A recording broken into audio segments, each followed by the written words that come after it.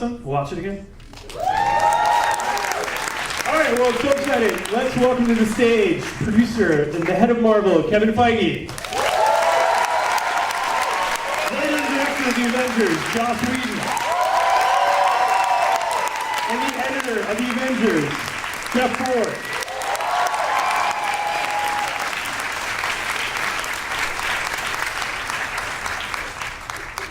Thank you guys for coming. So, Kevin and Jeff, you guys are both alums. Joss, you are not. Care to explain yourself? Well, no, I guess I can't. Oh well, it's just hot. Yeah, no, I went somewhere else. How about that, Wesleyan? It's pretty good. Yeah, Wesleyan's really cool. There were like 27 people in that school. Okay, there we go. So I have nothing to say on that subject. I think you people are all dogs and go Wesleyan. Fight on, everybody. All right, so I think I won them over. So before we get to Avengers, we talked about Iron Man last week, and I want to talk a little bit about what happened to Iron Man leading up to this movie. So Kevin, Iron Man comes out, and obviously, as we talked about last time, was bigger than anyone imagined. And at that point, had you planned the next couple ones, or were you waiting to see if that did well before, like Cap was greenlit, and Thor was greenlit? We waited. I think it was. Is this working? I think it was.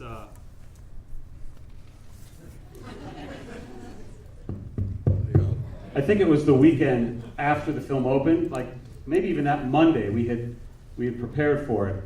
That we announced Iron Man 2 and Thor and Cap and Avengers. And there wasn't. I was like, we're doing it. We're actually doing it. They're like, we're gonna go for it. And we put out the announcement, and nobody cared.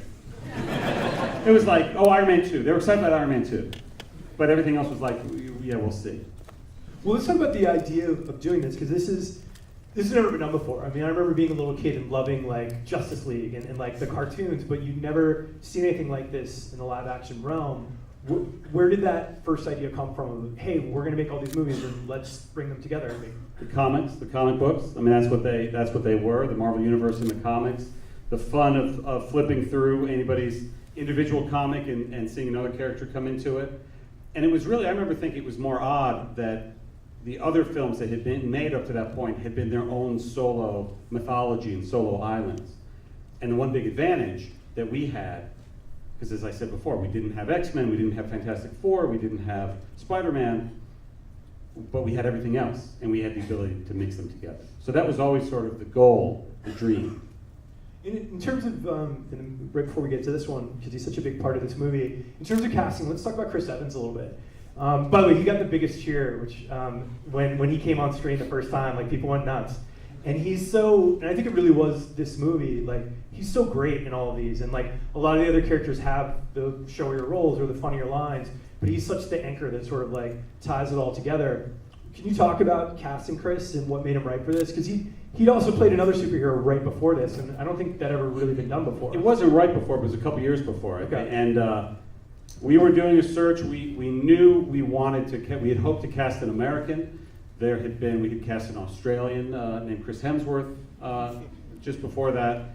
And we were saying, we've got to find an American. We did a lot of auditions and auditioned a lot of people, including Sebastian Stan, who we said, well, we don't think he's Cap, but he could make a great Bucky and an even better Winter Soldier. So we were thinking about that even back when we were casting the first Avenger.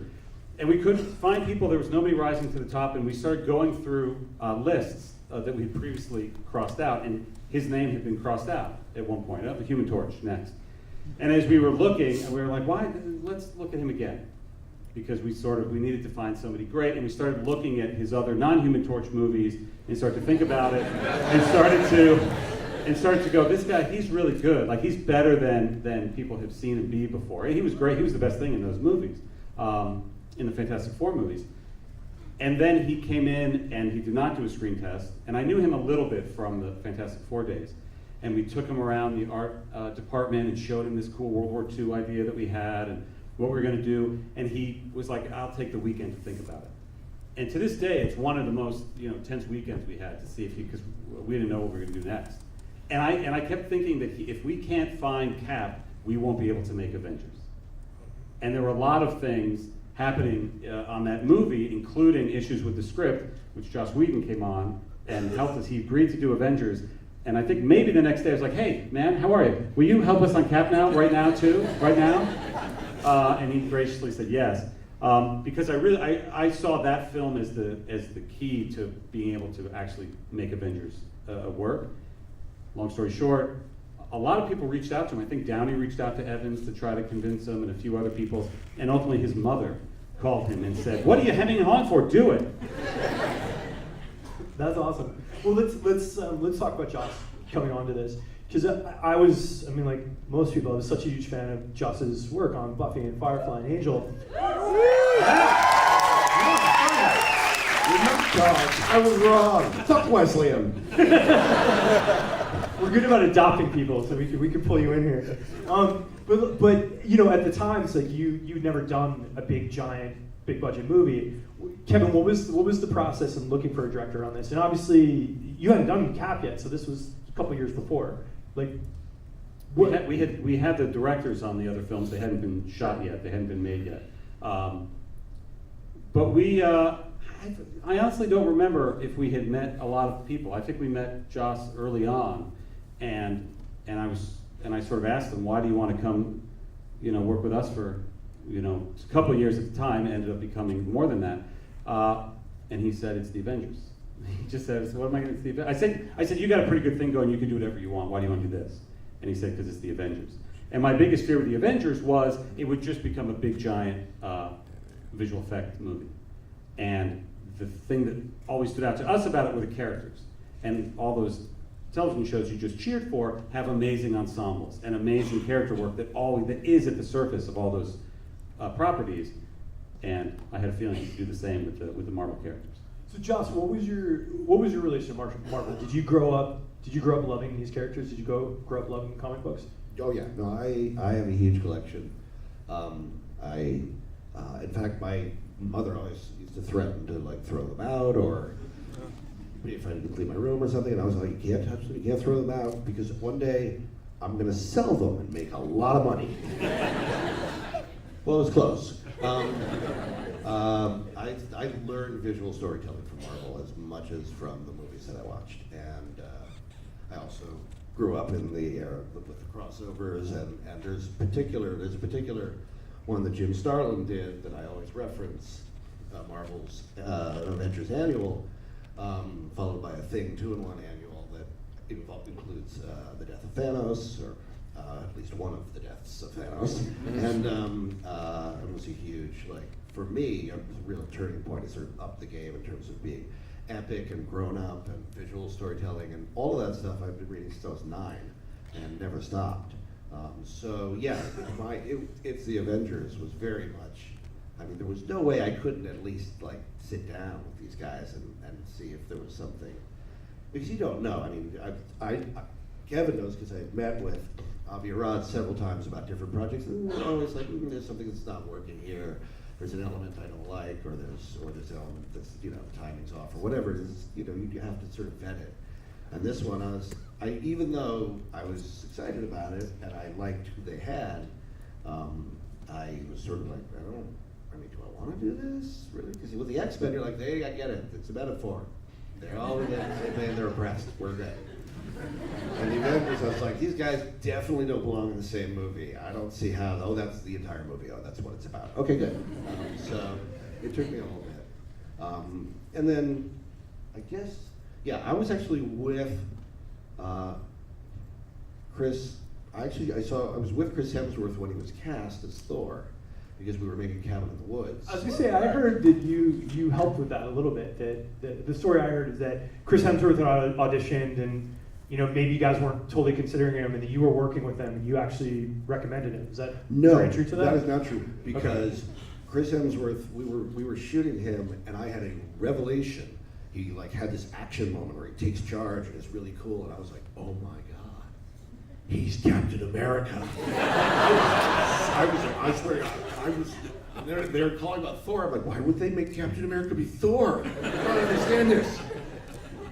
But then they were already down that road, and Kenneth Branagh called just to sort of say, what's your experience been? Yeah. And then about, I don't know, a year later, I was calling Kenneth Branagh and saying, what's your experience been? Because I'm coming in now. And I just happened to see Chris Evans because I went to Edgar Wright's birthday party. I went to Edgar Wright's birthday party because I thought, oh, he's British, he won't know anybody. And Edgar Wright knows everybody. I was the only person there I hadn't heard of.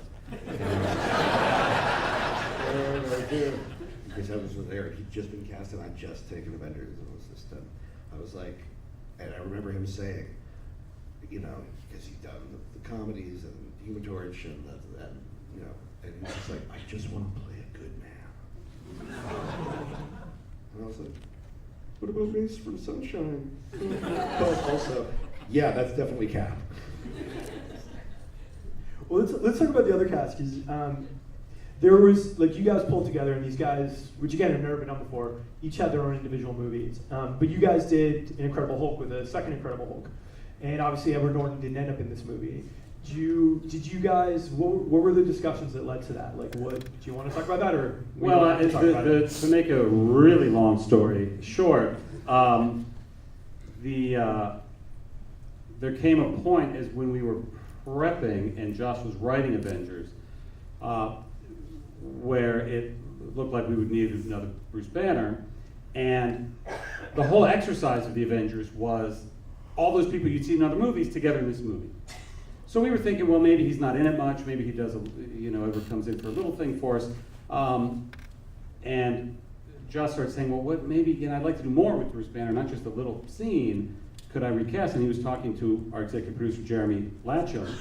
And Jeremy said, well, Kevin really wants everybody there together. It depends, if it was somebody like Mark Ruffalo that we wanted to get, maybe. And actually, you should tell this story, because I wasn't there. This is what Jeremy told me. No, that's yeah.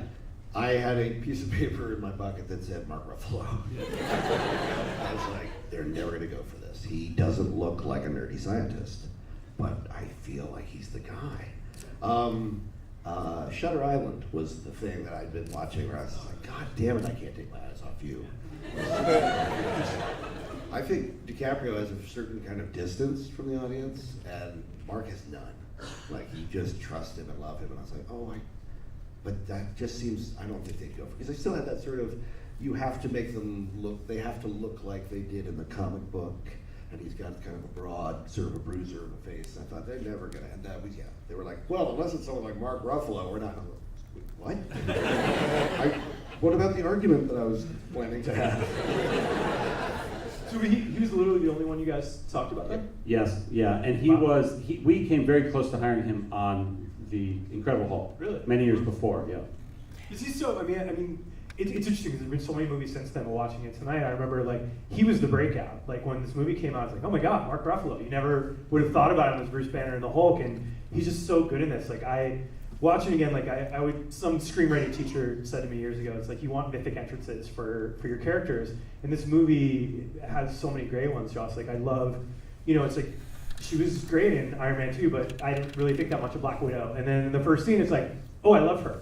That was a really interesting scene. And then in the next scene, it's like, oh, there's an amazing, sort of little dance between her and Mark Ruffalo, and such a great introduction for him. Do you want to talk about your choices and sort of doing that with those guys right at the start? I mean, with her, that scene when we shot it, Jeremy Latcham, who produced, was at my side every second, he's like, I love the scene. This is the only scene that's exactly the same as it was in the first draft. And I was like, yes, I know. And then I was like, oh, of course it is, because this is my entire career. This woman appears to be helpless. Haha, no, she's not. But there it is. That's my entire Uber. That's all I got.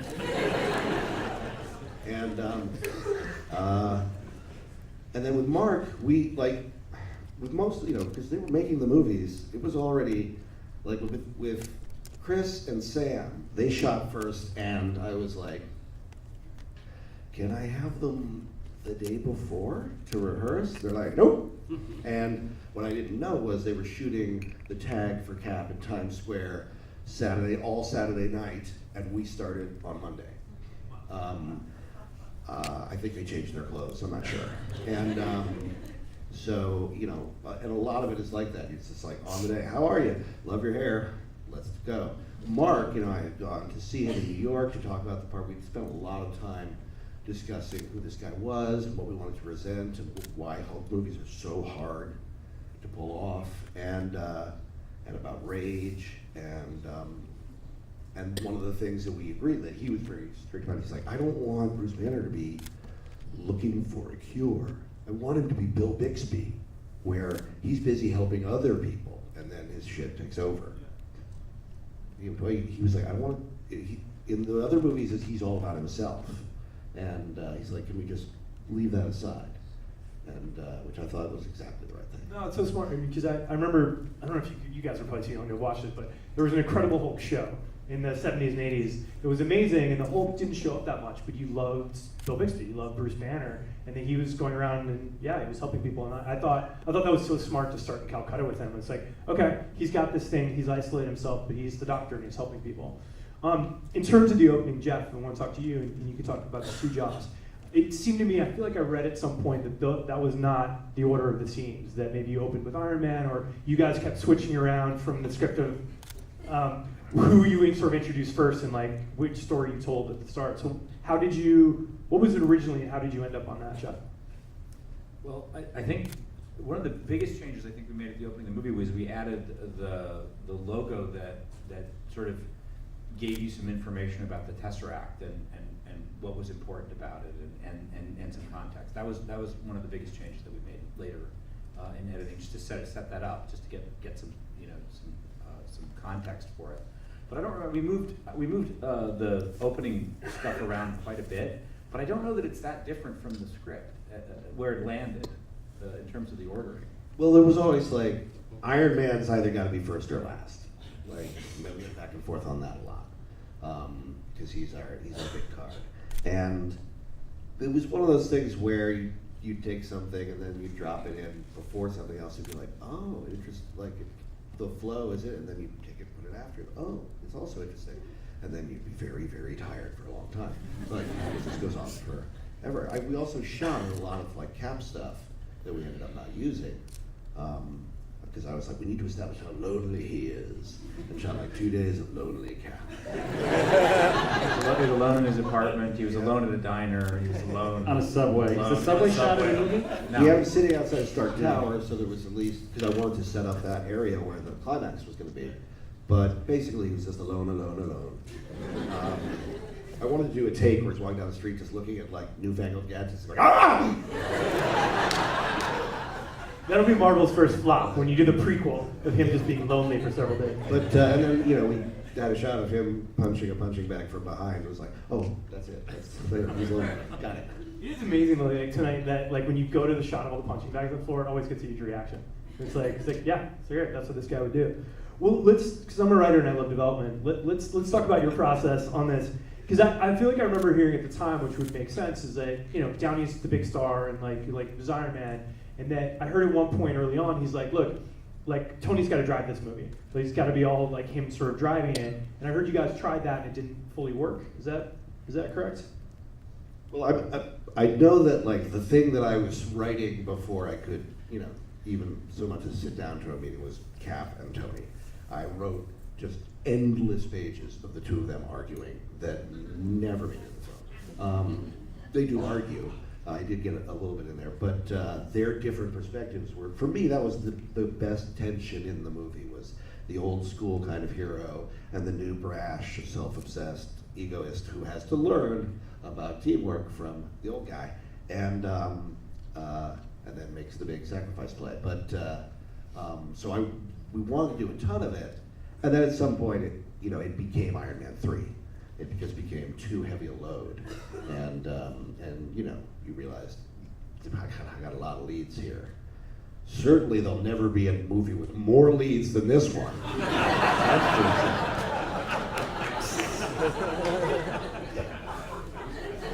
That would be crazy. What fool would attempt that? So yeah, and I think actually it helped a lot because Robert, I think it made him, everybody was nervous about one thing or another. Chris Evans was very nervous about, seeming silly. And so he was very nervous about a lot of the humor. And then he saw it with an audience and he came to me and he was like, oh, never mind. And there were a lot of, like, the weird upside down shot where they're all arguing. None of them had the slightest idea what I was doing. And they told me. Like, later on, they're like, by the way, we had no fucking idea what you were doing. And we're like, we'll go with it, which I thought was very sweet of them. But once I was like, you know what, we're gonna sort of, you know, have Iron Man come into the fold, but not put the burden of the movie on his shoulders. It was much easier for Robert to say, good, what I really want to do is concentrate on working with these actors and with the new guys and making sure that Mark and Jeremy are part of it and what's going on with them, and so it, you know, it made his process a lot easier. How was that process early on? We're taking a bunch of guys who were used to being number one on the call sheet, and now they're all on the scene together, and sort of like dealing with that. I mean, that hadn't really been done before. Like, had they all known each other a little bit through some of this process, or? Well, they're all in the famous person's club. Yeah. And they really just, you know. I've tried to get into that. Yeah, it's weird. You have to be, I'm not sure what it is, but, and so they, even if they don't really know each other, they've definitely seen each other and they all know who each other are. And people were like, oh, you're gonna have a lot of egos there. And I'm like, I don't think so. I think I'm gonna be spinning a plate. I think they're all gonna cancel each other out. And that's exactly what happened. Everybody came with their A game because they were working with Sam Jackson and Robert Downey and these, you know, these Jeremy Renner. Like they're all powerhouse actors, and two of them were newly minted stars during production, and but everybody, you know, was trying to do their best because they were, you know, only acting against these amazing people, but also just because they kind of became a team. I hate to sound dorky that way, but they really were, you know, pulling for something which they knew was bigger than them, because they, again, were not really sure what it was. Well, and I'll say we couldn't have put the movie together and balanced it the way that it ended up being balanced if we couldn't have been able to go to each of those actors. In other words, if they hadn't carried the weight and it had to fall to one, the movie wouldn't have worked, because it had to feel like you were moving from point of view to point of view, and it was the conflict between them all that drove the movie. In other words, they don't really necessarily want to be together, and they played that brilliantly, but they're still completely appealing, and you want them to get it together by the end. Yeah, I was gonna ask you, Jeff, like how difficult was that trying to balance, because you do need to service all these different characters that, you know, you're used to following. How difficult was that for you to make sure that everyone shined and that you kept track of all their stories like throughout this? Well, first of all, I edited this movie with Lisa Lassick, who is a brilliant editor, and she worked on mostly the first part of the film, and I worked on the second part of the film. We had to divide it up because we were mostly for visual effects, you know, reasons. We were trying to get things turned over quickly. But Joss and I would talk a lot, and I think a lot of the process was, you know, us tearing the movie apart as we went through it, and at Marvel, one of the great things, everybody's throwing rocks at it all day long, and you're beating it up and beating it up and beating it up, and we're really harsh. I mean, it can get ugly, but in the best way. And I think that process of attacking it, you know, and looking for where the spots are where it, not only where it drags, but also where the balance is off, and where the characters don't feel true, and where it's not clicking. That takes a group of people. It's hard to do that, like, you know, in the room by yourself when you're cutting. You know, you show it to your director and then you get the feedback. But I think it's the collective that helped us get there. Yeah, there wasn't a thing that we were like, let's not stress this because somebody whiffed it. There wasn't a thing where we're like, we thought we had a moment there and they didn't get it. Like, they gave us everything. Kevin, is there, I mean, looking at this and looking at all these films, like, I think Marvel's output and quality control is absolutely amazing, and it's so incredible what you've done. You're obviously involved in every different aspect of it. Is there one thing that you feel like is your biggest strength, and we're like, you know what, I'm great at development, or I'm great at editing, or do you kind of like love all of it? Like what? I love all of it. I don't think I'm great at anything. I think I'm okay. Clearly not. I think I'm okay at a lot of things. My favorite part is sitting in a room with very few people, beginning to think about what the movie could be, and then jump towards the end of the process, sitting in a room with just a few people, actually, you know, working on what the movie will be. And production, I come and go because I'm not going to sit and tell filmmakers what to say to actors, unless we are developing as we go, which oftentimes happens. and then we'll do story meetings in between takes. But I very much enjoy the editing process because you can see the movie and you can start to adjust things, and you should throw it up to a crowd like yourselves and see what works or what doesn't work, and then go back in there and solve it. It's problem solving constantly, which is fun. It can get frustrating if you can't solve the problem, but you usually can. And it's a fun part. It's a fun part of the process, and you also and you're in there for a long time. 5 or 6 months or more if you're Jeff Ford, 10 years. But it's fun. And just walking in here today and seeing the shawarma scene. I think we were on the couch in Lisa Lastik's office and watching the scene at the end where he goes, you know what shawarma is? I don't know what it is, but I want to try it. It was so random. What a random line that Joss wrote for him to say there. And I thought, it'd be great if they were all sitting together. Like, we never did that. We always talked about just them sitting around a table.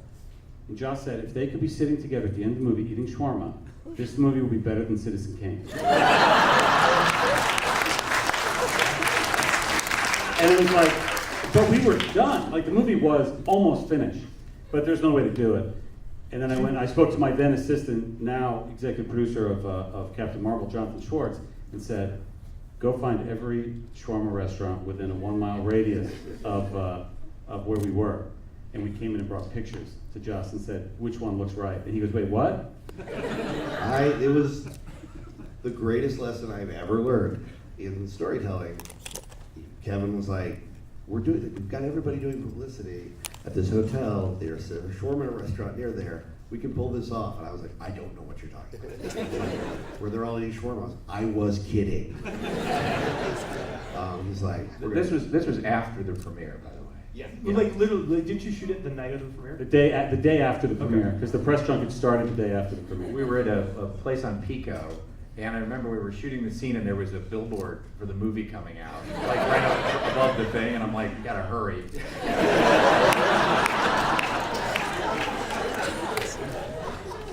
And yeah, Chris Evans had a full beard, which we put makeup over, and then he held his hand over.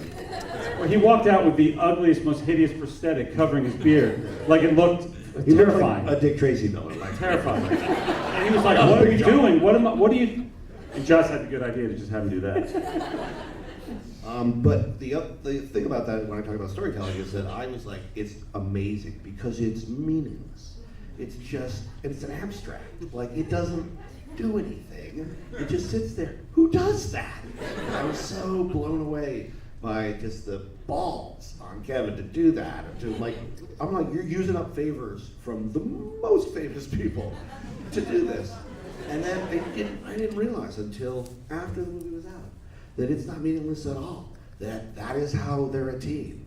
That shot makes them a team better than anything I wrote. Just people see that, and then they're in the experience of them, the boring part. Oh, they really are, like, they're the people who work together, who go through it together. This is what it feels like. And I based the joke pitch off of something from Angel when I shot Amy Acker's death scene with her and Alexis Denisoff, and then we're like, oh my God, that was amazing, let's go for a drink. And then we just sat there. We were so exhausted. I was like, that's what it should be like after they save the world. But again, didn't think it would add anything. And then later on realized, oh, that's a huge part of the storytelling. And probably what I shouldn't do is go in public and tell people I didn't know that. Well, I think what was amazing too watching it against tonight is like the length of it was perfect because it just kept going for a bit, and it just kept getting funnier as you're watching them just like eat and exhausted and not saying a word. So we, when we finished shooting the shot, we were up against the deadline so tight, and this is a true story. We had the media from the camera loaded onto a laptop on the back of a grip truck on one of those lift gates, and I sort of got it together. We had like one or two, we didn't do much because we didn't have many takes, and so then I got Joss and brought him over, and I'm like, okay, we're gonna run this from where we're gonna start, and then just say, where would you say stop? And I'm like, just right when I'll stop it when you say stop. And we pushed it, and then we watched it back a couple times, and I think we moved it a little bit to get it right on the bite. And there were 4 or 5 of us around, and it was like, okay, you watch Thor, I'll watch Scarlet, you watch Cap, I'll watch this. Oh, he took a bite. Okay, no. Oh, he grabs the napkin. and then it went to the sound editors who put in the bite sound and cleaned it up, and then it went to the lab the next morning. I mean, it was literally like a linear process to put it into the soup because it didn't make the international release. It was not on the international. Only on the release, domestic, yeah. because that's how people late it don't was. know. No. It was on the home video Later, for yeah. international, but not on Yay, the America. initial release. Haven't heard that for a while. No, he made it great. It's all good. It's all good. Things are working out. So I want to talk about, because I mean, I've said before, and I want to talk a little bit later, is that this movie really changed Hollywood. And I think one of the interesting things, just to sort of place it in time, is that The Dark Knight came out the same summer as Iron Man. And I feel like The Dark Knight sort of ushered in this thing where every superhero movie, every action movie had to be so serious and so dark and whatever. And Avengers wasn't that. Like, Avengers to me was such a breath of fresh air, where it's like, I go to the movies to have fun. And I love The Dark Knight, and I love those movies too.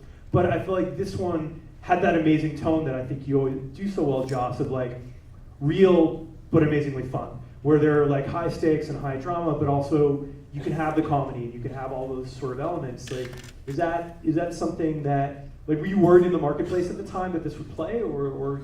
You know, not that much, because I felt like there were certain things that we were, that would always be scary, like Captain America's suit, and which just got better and better as it got less blue, less light blue. It was great having Blue Beetle in with the Avengers, like best crossover. No, but there were things I was worried about, but because I grew up with this kind of storytelling, and that was a staple of Marvel Comics. They would go from very serious to very fun, and they'd break tension. Spider-Man was, he was a cut-up, and that's always been the way I've experienced life. It's been, I'm at a funeral, someone's going to crack a joke. This is just how it works, and there are some people who can create a mood and also have something to say where they can just go through it, and I think Nolan did that, in Dark Knight and a lot of films, like, beautifully, where you're just hypnotized, and that joke would take you right the fuck out of it. But a lot of people